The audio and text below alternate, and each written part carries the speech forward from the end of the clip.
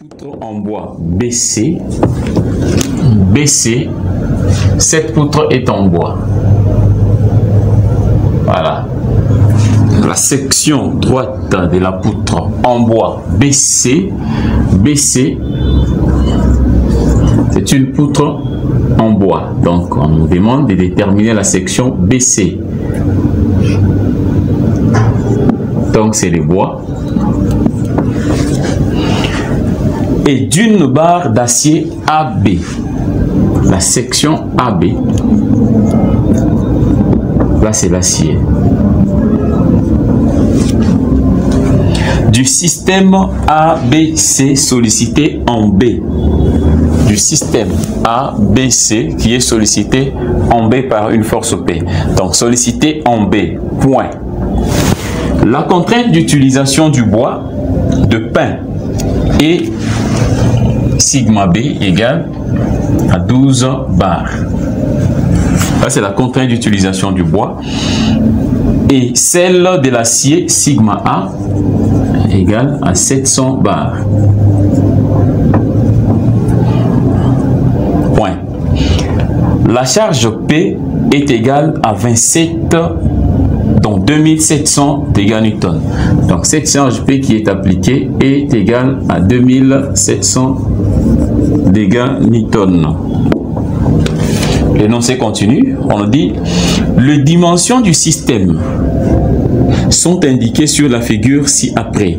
Les dimensions du système sont indiquées sur la figure ci-après. Point aussi. On y voit, on dit déterminer les composantes verticales et horizontales du déplacement du point B.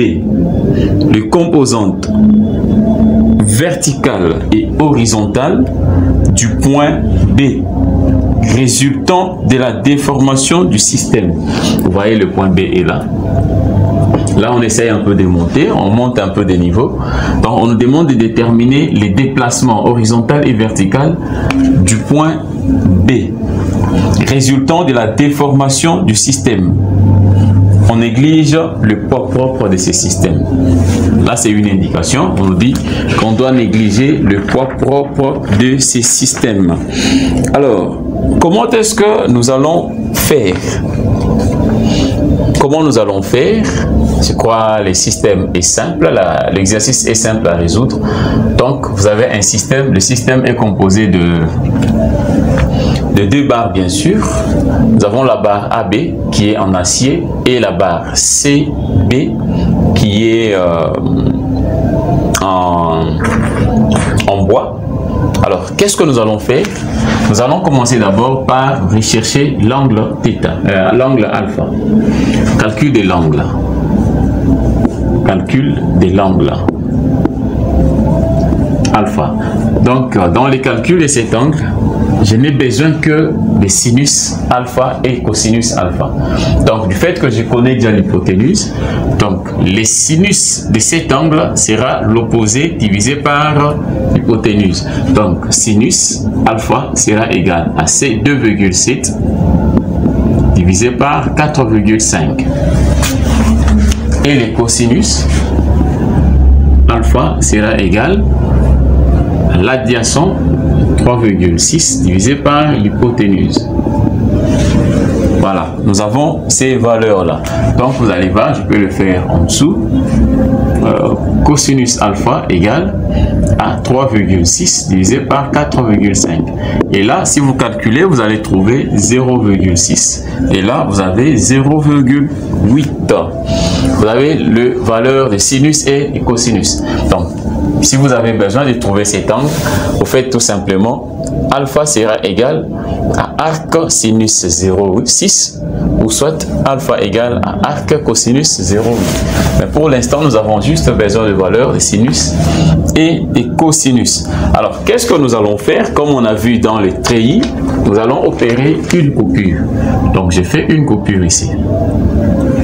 C'est là où j'ai fait la coupure. Et sur cette coupure, vous allez voir que j'ai les deux barres qui vont ressortir. L'angle alpha. La première barre, c'est la barre AB. C'est NAB. C'est ça l'effort dans cette barre. NAB et l'autre barre c'est NBC. Nous avons NBC et la charge qui est appliquée là, c'est la charge P. Nous allons déterminer les efforts dans ces deux barres. Parce que connaissant les efforts dans ces deux barres, et là vous pouvez déterminer le déformation sans problème. Vous pouvez déterminer ça sans problème. Alors comment est-ce que nous allons opérer? Nous allons partir avec, ceci est résolvable là, avec les équations de la statique, les équations d'équilibre sans problème. Donc je fais la somme de toutes les forces. Y égale à 0. Parce qu'en Y, je sais que j'ai la force inclinée qui a la possibilité de se projeter en Y.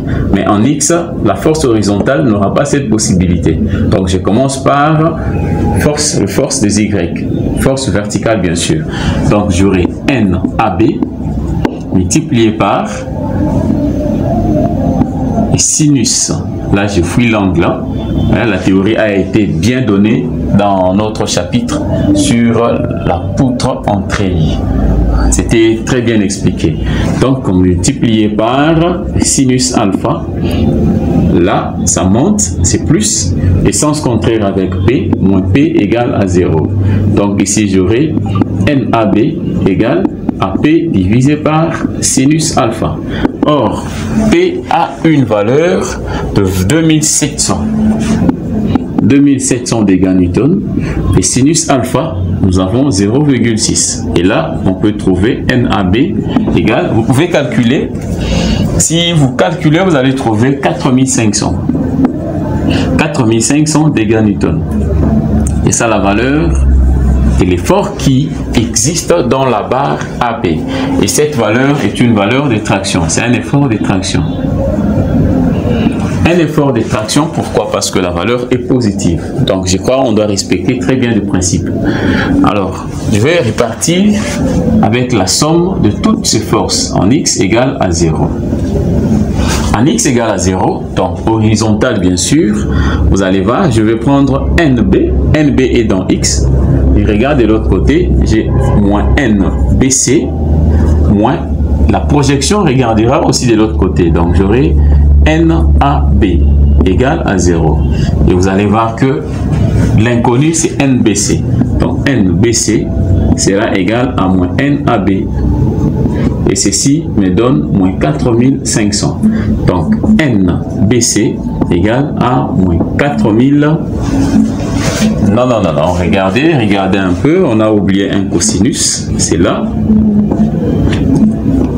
C'est là parce que cette force est inclinée et elle sera projetée en X par la multiplication du cosinus de cet angle. Donc j'aurai cosinus alpha égale à 0. Ce qui fait que NBC, c'est l'inconnu qui sera égal à moins NAB cosinus alpha. NBC égale à moins 4500 cosinus alpha c'est 0,8. alors nous aurons NBC égale, vous pouvez calculer ça et nous aurons moins 3600 dégâts Newton. 3600 dégâts Newton et cet effort est un effort de compression. Un effort de compression parce que la valeur est accompagnée d'un signe négatif. Alors, connaissant maintenant ces deux efforts, connaissant aussi le contrainte, je peux dire, avec sigma dans l'acier égale à 700 bars. 700 bars, je peux prendre dégâts Newton par centimètre carré et sigma dans le bois, on nous a donné sigma dans le bois c'est 12 bars et je peux calculer maintenant de section et là je peux aller la section A,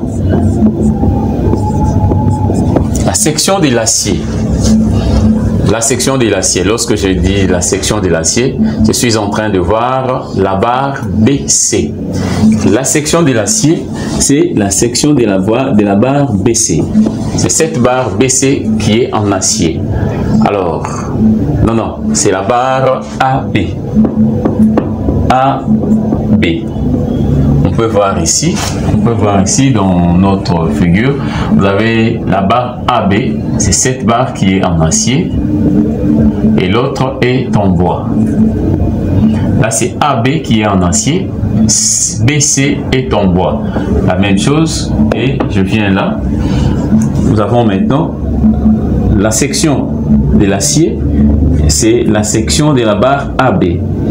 Et ceci égale à la force divisée par la contrainte. Donc la force NAB sur la contrainte sigma A. Alors NAB égale à 4500 divisé par 700. 4500 divisé par 700. La section du bois sera égale à A, c'est la section de BC, voilà, de la barre BC, égale à NBC sur la contrainte du bois. Et ceci sera égal à 3600 divisé par 12. 3600 divisé par 12. Égal. Les deux valeurs me donnent, la première me donne 6,43 cm² et la deuxième me donne 300 cm². Donc je crois vous pouvez voir, ce sont des valeurs qu'on nous a demandé. Nous avons A pour l'acier, la section c'est 3,43. Pour B, le bois, la section c'est 300. Vous pouvez calculer aussi la section transversale. Là c'est la surface bien sûr, mais dans la section transversale ici vous pouvez trouver si cette barre est cylindrique, hein, si sa section est circulaire, vous pouvez trouver les diamètres ici sans problème. Si le bois aussi est rectangulaire, vous pouvez trouver une section de... Pour trouver 300 cm², vous pouvez prendre 10 fois 30. Hein. 10 fois 30, si vous faites 10 fois 30, vous trouvez 300 sans problème. Donc là, ce sont des sections transversales. Mais seulement, nous avons A qui est égal à 6,43. AB égale à 300. Alors, comment trouver maintenant le déplacement? Le déplacement, la déformation, raccourcissement ou allongement. Ici, vous allez voir que dans ces cas ici, cet effort NAB était un effort de traction. Donc, cette barre travaille à la traction et le bois travaille en compression. Le bois travaille en compression. Alors, je suis là, on va terminer cet exercice. Je vais calculer maintenant le déplacement. Je calcule les déplacements. Quels sont les déplacements que nous allons trouver? Le déplacement delta. Nous avons delta pour l'acier et delta pour le bois. Delta L, la formule pour l'acier. Pour l'acier, l'effort dans l'acier, nous avons N BA. C'est BA et AB qui est sollicité à la traction multiplié par la longueur. La longueur aussi, c'est la longueur AB divisé par la section AB et les modules d'élasticité et l'acier. Ici, delta L pour le bois sera égal à NBC multiplié par la longueur BC sur ABC multiplié par les modules d'élasticité du bois. Et là, il faut avoir les modules d'élasticité pour l'acier et pour le bois. Il faut avoir les deux modules d'élasticité. Je peux vous donner le module. Pour l'acier, mettons ça ici. Pour l'acier, nous prenons E égale, pour l'acier, 21 fois 10 exposant 5 dégâts Newton par centimètre carré. Et pour le bois, nous avons 1 fois 10 exposant 5 dégâts Newton par centimètre carré. Donc nous prenons le bois qui a 1 fois 10 exposant 5 Dan par mètre centimètre carré. Pour l'acier, nous prenons le même acier là. Mais seulement le module de l'élasticité dépend aussi du type de bois. Parce qu'il y a plusieurs types de bois. Et ici, nous avons choisi juste le matériau que nous utilisons. Voilà. Et je peux aller égal NA. NA, nous avons 4500 multiplié par la longueur en mètres, c'est 4,50 mètres, mais seulement j'envoie ça en centimètres, ça sera 450 en centimètres. Donc on y va même, j'écris ici nous avons dégâts Newton multiplié par 450 cm divisé par A. Pour la barre AB, A nous avons trouvé 6,43 cm² multiplié par 21 fois 10 exposant 5 dégâts Newton par cm². Calculez ceci et vous allez trouver 0,15 cm. Pour le bois, nous avons aussi l'effort ici, c'est 3600 dégâts Newton multiplié par la longueur, c'est 3,60 m. En centimètres, c'est 360 cm divisé par AB, la section, c'est 300 cm²,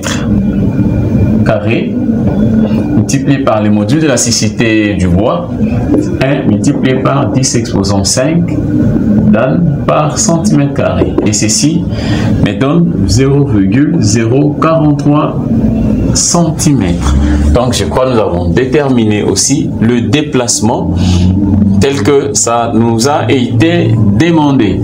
Donc je crois qu'il n'y a pas à s'inquiéter. Je peux remettre de valeur delta LA égale à 0,15 et delta LB égale à 0,043.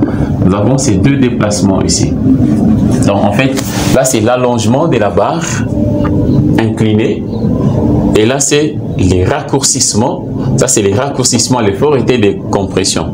Là c'est les raccourcissements de notre barre qui était horizontale. Donc ce sont ces deux valeurs qu'on nous avait demandé. Donc je crois que nous avons fini notre exercice. Et on peut passer au quatrième point. Le quatrième point, c'est la contrainte et déformation d'une barre due à son poids propre. Et nous avons le point 4. Contrainte et déformation. Contrainte et déformation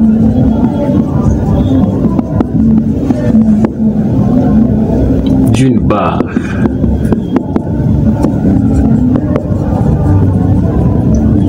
due à son poids propre.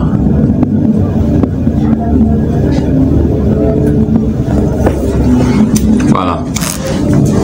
Nous avons notre quatrième point qui est le calcul bien sûr de la contrainte et déformation d'une barre due à son poids propre.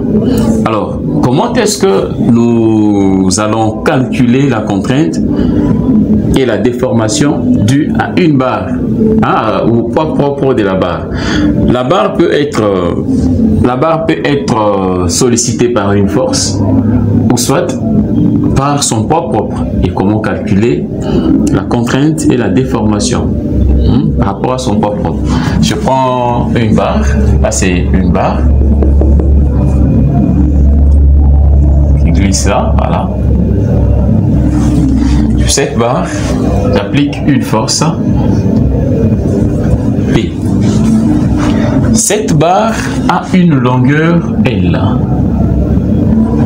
une longueur L. Et pour bien faire l'étude, je vais prendre juste un échantillon, un élément de surface.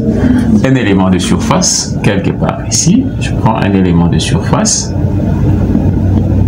Là, c'est l'élément de surface. Ici, la longueur, nous avons une longueur X. Et là, nous avons ddx. C'est une petite longueur. Alors, on nous dit, comme théorie, soit un solide de masse volumique gamma, les solides ici, sa masse volumique, c'est gamma, masse volumique du solide, gamma, et des longueurs x, une longueur x, la longueur peut être x, hein, par rapport à, parce que la longueur n'est pas définie.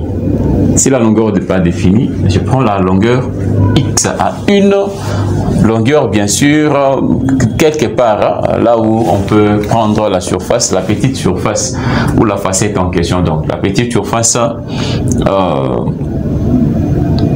des longueurs ddx. Alors, et on nous dit, c'est solide et sollicité par une force P. C'est une force extérieure. P, comme l'indique la figure ci-dessous. C'est la figure là-bas. Ayant une section transversale A. Donc la section transversale ici, A. Là, c'est la section transversale qui est A. Mettons A là-bas. Alors, comment est-ce que nous allons faire? Donc, je sais très bien que notre formule de contrainte, la formule de contrainte est bien connue, hein, la force divisée par la section. Force divisée par la section. Alors, si nous prenons la force divisée par la section, donc vous allez voir que la contrainte sigma égale à la force divisée par la section. Mais seulement cette force, la section c'est A, hein. Bon, disons A comme section. Mais seulement cette force doit être accompagnée de la force appliquée P et du poids propre de l'élément. Il faut comprendre ça comme ça. Donc, c'est pas seulement la force qui est appliquée qui sera mise en considération, mais seulement ça sera aussi, on va additionner et la force appliquée et le poids propre de la pièce. Alors, le poids propre de la pièce, donc ici j'aurai la force P plus le poids propre de la pièce. Le poids propre, vous allez comprendre que c'est le volume multiplié par la masse volumique. C'est ça le poids propre, rien que ça. Volume multiplié par la masse volumique. Son poids propre sera la section transversale. Alors, les volumes. Le volume sera la section transversale A multiplié par la longueur de la pièce. A multiplié par la longueur de la pièce. Et là, nous avons le volume. Et ce volume sera multiplié par la masse volumique de la pièce. Et divisé maintenant par la section de la pièce. Or, la section de la pièce, c'est A. C'est ça en fait cette contrainte. Alors, vous allez voir que la contrainte sera égale à P sur A, plus, ici les A peut tomber, je reste avec gamma multiplié par L. Et là, nous avons une contrainte comme ça. Voilà, nous avons une contrainte qui nous donne l'influence de la force extérieure P appliquée et aussi le poids propre du matériau. Mais seulement sur base de cette formule ici, vous allez voir que je peux tirer P sur A et puis ensuite tirer la valeur de A. Alors, ici je suis là, P sur A ne sera rien d'autre que c'est le gamma L qui va quitter le membre vers le membre de sigma. Donc, ce sera sigma moins gamma L. Ici, il faut tirer A. Vous allez voir que le A sera égal à P divisé par la différence de ces deux contraintes. Voilà, c'est ça, la section de la pièce doit répondre à ça. Donc vous allez voir que la section, du fait qu'il y a augmentation de force, il y a aussi augmentation des sections. Hein. Si vous regardez bien, la section du départ sans la considération de du poids propre, vous aurez P sur sigma. Mais du fait qu'il y a l'arrivée bien sûr du poids propre, on aura la soustraction de cette contrainte. Donc la section sera calculée comme ça, la contrainte sera calculée de cette manière-là. Alors, ici nous sommes à une distance L, bien sûr. À une distance L, nous avons cette contrainte-là. Mais nous pouvons aller maintenant, pour bien faire l'étude, nous allons ramener la longueur L à la longueur X. Donc nous prenons seulement, je sais que L c'est la totalité, mais je prends une longueur fictive, une longueur X. Et vous allez voir que cette contrainte sera P sur A plus gamma multiplié par X. Donc, sigma sera égal à P sur A plus gamma X. Voilà. Or, selon la loi de Hooke, vous connaissez très bien que la contrainte égale au module d'élasticité multiplié par la déformation unitaire. Or, cette déformation unitaire, epsilon égale à sigma sur le module d'élasticité. Cette déformation unitaire n'est rien d'autre que delta L sur L, qui est égal à sigma sur E. Et cette longueur peut aller là. Et je trouve delta L égale à sigma sur E multiplié par L.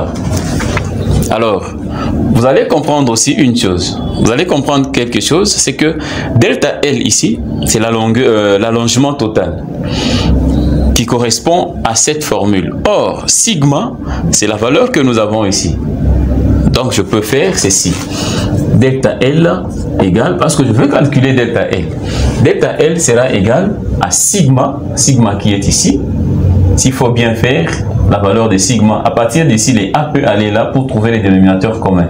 Donc, j'aurai P plus gamma X A, donc gamma A X divisé par A, c'est ça en fait sigma, et multiplié par L.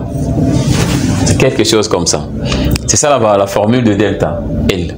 Alors, connaissant le delta L ici, j'ai besoin maintenant, là c'est la longueur totale. Hein, c'est la longueur totale.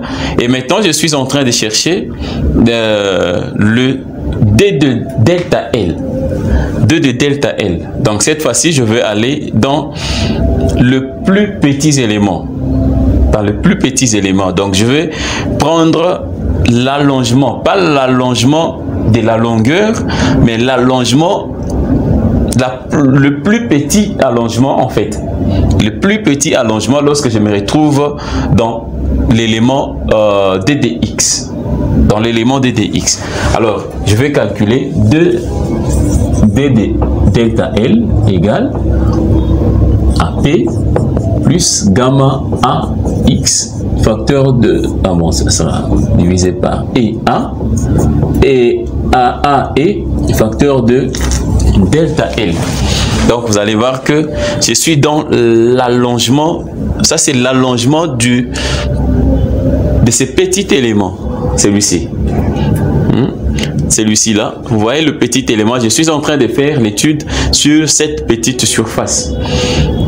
Donc l'allongement total reste delta L. Mais en considérant ce petit élément ici, son allongement maintenant, c'est 2 de delta L. Il faut comprendre ça. Ce qui fait que la variation aussi de la longueur, c'est D de L, tel que je l'ai fait là. Or, la variation de la longueur D de L correspond à D de X. Il correspond à D de X. Donc, il faut très bien comprendre comment est-ce que nous partons. Donc, vous allez voir que D de L ici, D de L ici correspond à D de X. La variation de la longueur, c'est ça même D de X.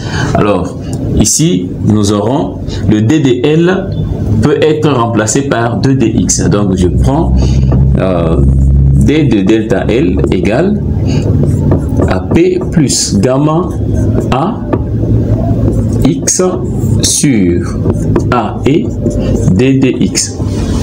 Voilà, nous avons ces rapports-là. Alors, nous avons maintenant besoin de déterminer delta L.